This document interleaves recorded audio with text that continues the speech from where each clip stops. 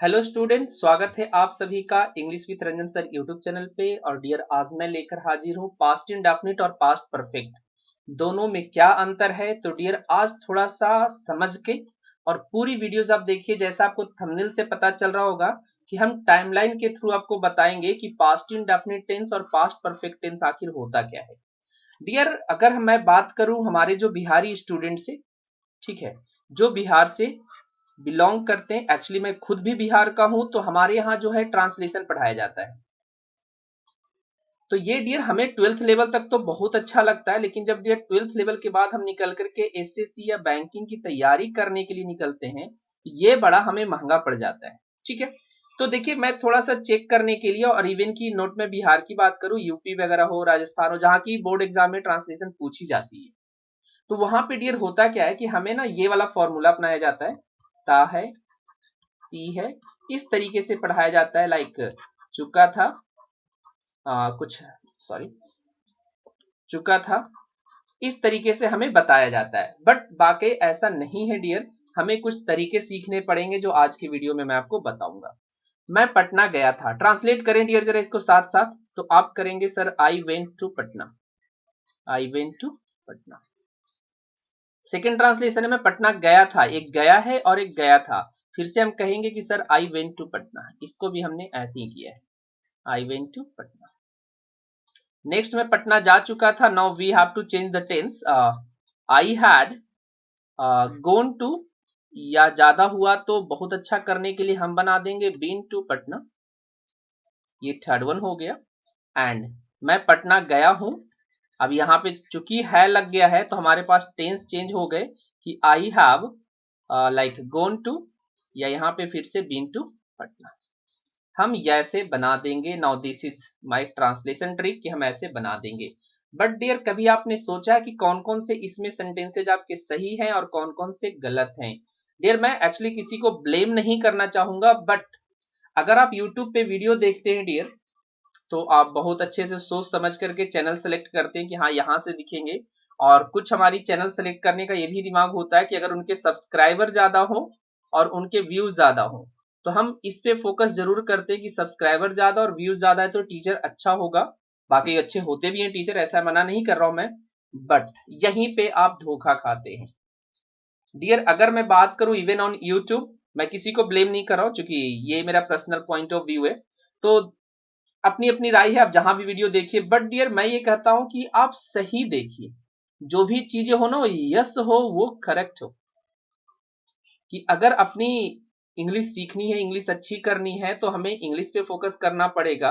चाहे आप school tuition कहीं भी जाते, टीचर अच्छा होना चाहिए, क्योंकि आपका जो फर्स्ट टीचर होता है ना, वो आपको सही गाइड करे तो आप चीजें सीखेंगे। अगर फर्स्ट गुरुजी ही खराब हो गए तो जिंदगी उसमें खराब हो जाएगा, उस सब्जेक्ट की जिंदगी खराब हो जाएगी। तो देखिए मैं पटना गया था और मैं पटना, अब इन दोनों में क्या अंतर है? कोई अंतर नहीं था, हमने ट्रांसलेट कर दिया।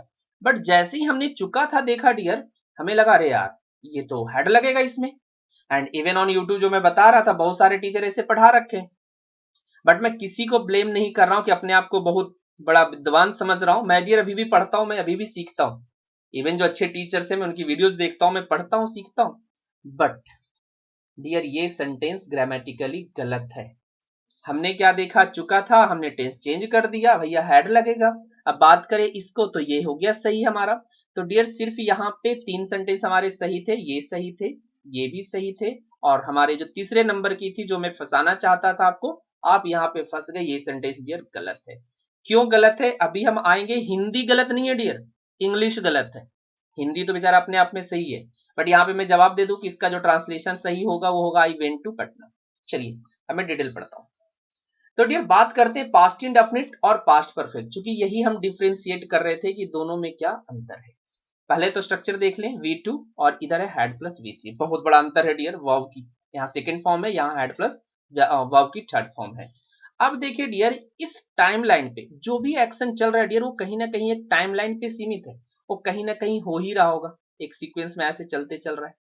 तो डियर, अगर टाइमलाइन पे आपको रिप्रेजेंट करना हो कि पास्ट इंडेफिनिट टेंस और पास्ट परफेक्ट को हमें बताइए, तो देखिए मान लीजिए कि हमने यहाँ पे लिखा है प्रेजेंट, इट मीन जो बोलने वाला स्पीकर है डियर, वो इस पॉइंट पे स्टे करता है, यहीं पे वो है। अगर मैं बोलूं कि पास्ट इंडेफिनिट टेंस, तो पास्ट इंडेफिनिट टेंस बोलता है कि स्पीकर से जस्ट पहले जो भी टाइम है वो सब पास्ट है। जो भी टाइम आप डिनोट कीजिए, जो भी टाइम आप डिनोट करना चाहें, ये सारा का सारा पास्ट टेंस है। अब क्या है, इसका कोई प्रेजेंट से रिलेशन नहीं होता डियर, इसका कोई प्रेजेंट से रिलेशन नहीं होता है। ये एक, अगर हम पॉइंट में कोई एक्शन डन हुआ है पास्ट में, हमने सिंपली ये लिखा इन हिंदी या इन इंग्लिश जो भी आप लिखना चाहें, अगर पास्ट टाइम कहीं दे दिया जाए, सिंपली अगर पास्ट टाइम कहीं दे दिया जाए, क्योंकि वो क्या करता है ना, प्रेजेंट से बैक जाता है, एक्चुअली एक्शन बैक नहीं जाता, एक्शन तो वहां पे डन हो चुका है, हम उसके आगे आ चुके हैं, ठीक है। और कोई टाइम भी बैक नहीं होता डियर, टाइम तो हम फॉरवर्ड चले जा रहे हैं, प्रेजेंट में चले, सॉरी आगे चले जा रहे हैं, ठीक है। तो अब देखें, जब हम प्रेजेंट से रिलेट करते हैं पास्ट को, तो ये हमारा पास्ट इंडेफिनिट टेंस होता है, बैक फ्रॉम प्रेजेंट, प्रेजेंट से पहले चले जाइए, ये सारा का सारा आपका पास्ट है। अब भैया पास्ट भी तो, जो पास्ट परफेक्ट बोलते वो भी तो पास्ट में होगा, तो अब इसको देखिए, बोलते क्या, पास्ट परफेक्ट। तो हम जब बैक आए डियर, तो उसको हमने बोला पास्ट, अब ये बोला जा रहा है कि भैया पास्ट में भी परफेक्ट, इट मींस पास्ट में भी पास्ट जाना पड़ेगा फिर तो हमें। अगर हमें यहाँ पे कोई एक्शन डन हुआ है, इसको रिलेट करने के लिए, चूंकि हम प्रेजेंट से रिलेट करेंगे, रिलेट कहां से करेंगे हम इस एक्शन को, प्रेजेंट से रिलेट करेंगे, तो डियर जो बगल में है उसके लिए तो कोई दिक्कत नहीं है, वो तो हम प्रेजेंट से रिलेट कर सकते हैं। लेकिन जो बोल रहा है कि पास्ट में भी परफेक्ट है, इट मींस वो पास्ट में भी कोई और टाइम पे हुआ है। अब इसको जब हम प्रेजेंट से रिलेट करेंगे डियर, तो उसको कहां आना पड़ेगा, पहले प्रेजेंट में आना, सॉरी पहले पास्ट में आना पड़ेगा, और फिर यहां से आकर के ये यहां तक आएगा। अगर टाइमलाइन अच्छे से समझ जाएंगे डियर, तो आपकी आधी प्रॉब्लम समाप्त हो जाएगी और पास्ट परफेक्ट और पास्ट इंडेफिनिट में अंतर समझ जाएंगे।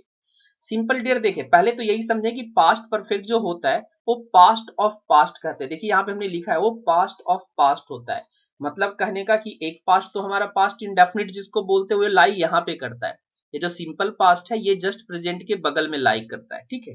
और पास्ट परफेक्ट वो पास्ट में भी परफेक्ट है, इट मींस भूतकाल में एक्शन डन हुआ है कोई, ठीक है। मान लीजिए सपोज हमने यस्टरडे कोई एक्शन डन किया है, तो यस्टरडे तो हम प्रेजेंट से जब रिलेट करेंगे डियर, तो ये पास्ट हो गया। लेकिन अगर इसके भी पहले अगर कोई एक्शन डन हुआ है, फॉर दिस केस अगर इसको हमें बताना हो, तो इसको रिलेट करके ही तो बताएंगे ना, तब तो पता चलेगा कि ये पास्ट परफेक्ट है।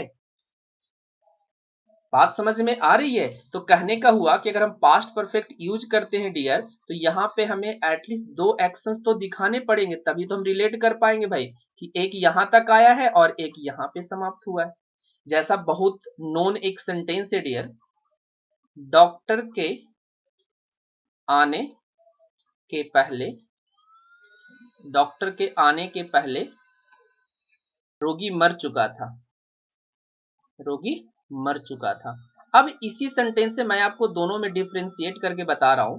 जरा देखिए, डॉक्टर के आने के पहले मतलब डॉक्टर यहां पे आया होगा, हम प्रेजेंट से रिलेट कर रहे हैं तो प्रेजेंट डॉक्टर का आना यहां पे हुआ होगा, और रोगी का मरना कहां होगा, उसके भी पहले। अब सिंपली बोले रोगी मर चुका था, अब ये कैसे हम डिफरेंशिएट कैसे बता पाएंगे कि यहाँ पे हुआ है यहाँ पे नहीं हुआ है।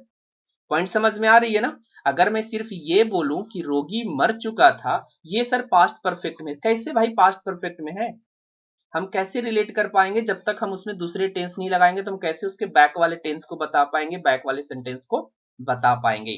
आई होप कि यहां तक पॉइंट क्लियर हो गया होगा, ठीक है। एक सेकेंड,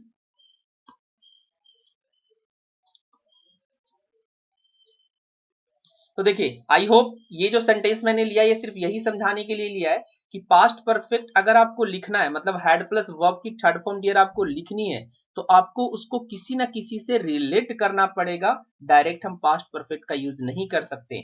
थोड़ा सा मैं बैक लेके चलता हूं डियर, मैं पटना जा चुका था, इसको आप कहां रिलेट कर रहे हैं, किसी से रिलेट कर रहे हैं क्या, नहीं कर रहे हैं। तो डियर गलत है हैड प्लस पास्ट की फॉर्म जो यूज कर रहे हैं हम, क्योंकि हमें जब इसको बताना होगा तो इसको लेकर के ही हम बता सकते हैं, अकेले हम नहीं बता सकते हैं। आई होप इतना सारा मैंने लिखा है आपको बिल्कुल क्लियर हो गया होगा। इनकेस अगर कुछ गलती हो जाए, आपको नहीं समझ में आए, तो आप आइए कमेंट कीजिए और फिर दोबारा मैं बनाऊंगा, दोबारा दूसरे तरीके से बताने की कोशिश करूंगा डियर। अब आते हैं डियर टेक्निकली रूल पे। Traditionally past indefinite tense and past perfect tense shows that an action was done in the past।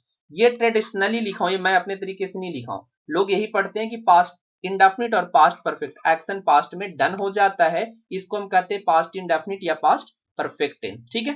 और कोई दिक्कत तो इसमें नहीं होगी। But the main thing is that how to differentiate. अगर भाई जैसे फिर से मैं यहाँ पे एक टाइमलाइन बनाऊं छोटा सा, कि अगर हम प्रेजेंट में हैं और हम बता रहे कि भैया पास्ट इंडेफिनिट, सॉरी ये वाला नहीं, पास्ट इंडेफिनिट यहां पे है और पास्ट परफेक्ट यहां पे है, ठीक है, तो हम कैसे रिलेट कर पाएंगे, इसको कैसे डिफरेंशिएट कर पाएंगे कि एक्शन यहां पे डन हुआ है। तो इसको डिफरेंशिएट करने के लिए, इसको बताने के लिए आपको पास्ट का सहारा लेना पड़ेगा, पास्ट सिंपल का सहारा लेना पड़ेगा, ठीक है। And when to use simple past and past perfect tense, look at this sentence. अभी जस्ट मैंने पीछे किया कि इस सेंटेंस को देखिए और पता लगाइए कि कौन सा काम पास्ट इंडेफिनिट में हुआ और कौन सा पास्ट परफेक्ट में हुआ। तो डियर कहीं भी हमें रिलेशन किसी भी सेंटेंस में नहीं मिल रहा है, क्योंकि ये तो अलग टेंस है, ये 3 टेंस की बात कर ले हम, मैं पटना गया था और मैं पटना जा चुका था, इसमें कहीं भी कोई दूसरा रिलेट करने वाला टेंस नहीं है या टाइम नहीं दिया हुआ है। नेक्स्ट आते हैं पॉइंट टू रिमेंबर पे आते हैं डियर की, और क्या पॉइंट्स आपको याद करना पड़ेगा। अब देखिए ये रूल हो गया, ये कॉन्सेप्ट नहीं था, कॉन्सेप्ट आपको टाइम लाइन पे भी मैंने बताया, वही हुआ कि पास्ट परफेक्ट आपको रिलेट करना तो पास्ट इंडेफिनिट का सहारा लेना पड़ेगा, या तो कोई टाइम लिखिए उस तरीके के जो पास्ट के टाइम को डिनोट करे।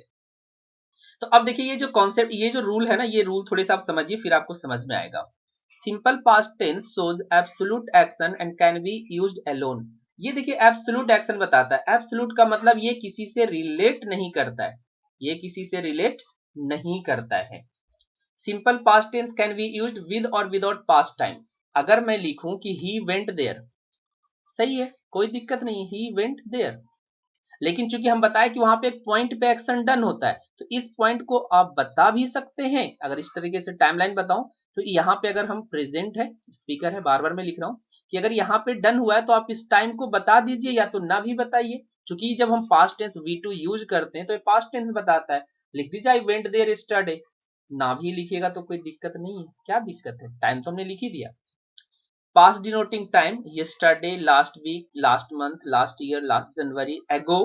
देखिए ये बहुत बड़ा मेन फैक्टर रोल करता है आपको एरर देने में, बहुत चीज में ये फंसाता है आपको, इस पे भी मैं जल्द वीडियो लेकर आऊंगा।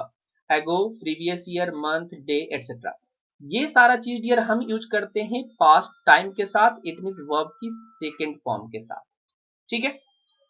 देखिए अगर प्रीवियस ईयर की बात करें तो जब हम प्रीवियस यूज करते हैं तो इसके साथ हम पास्ट परफेक्ट भी यूज करते हैं, अगर आपको थोड़ा सा ध्यान हो, जब हम डायरेक्ट इनडायरेक्ट करते हैं, डायरेक्ट और इनडायरेक्ट नरेशन बनाते हैं, ठीक है।